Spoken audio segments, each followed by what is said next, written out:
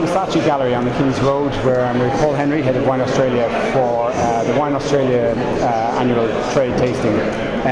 Paul, we've just heard in the background there a tasting, an introduction to new varietals coming on in the future. So Primitivo, Sangiovese, Tempranillo, is that right? That's right. Yeah. And so why have they selected these varieties in particular, and what could the consumer expect to see in the market in a few years?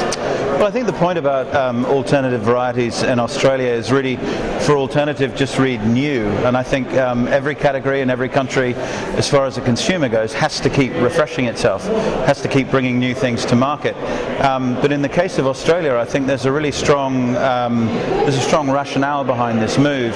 And I think traditionally, when Australia first was planted to grape, the view of the world was very continental. Yeah. So the traditional grape varieties were Shiraz and Chardonnay.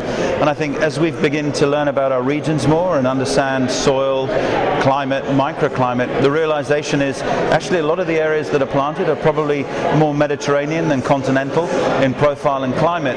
So perhaps unsurprisingly, areas that you might be familiar with, such as McLaren Vale, traditionally planted Chardonnay, Shiraz or Syrah, and now we're finding that it's a really good match with southern Mediterranean varieties from Europe, such as Tempranillo, Touriga Nacional, Primitivo, and indeed, to go back to the continental theme, even there's a Nebbiolo on show today, which is from the Adelaide Hills.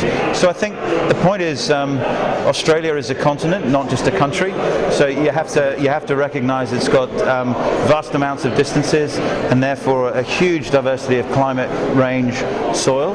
Therefore, perhaps in terms of a country that's relatively young, the simple fact is it's an unwritten story, really, Australia. Yeah. We're still discovering what works best where, and I think that's probably the primary reason behind this influx of new varieties born out of an idea of just trying every possibility. Yeah, very good. Thank you for such a thorough explanation to all of the viewers here. It's my pleasure. Thank you. Cheers.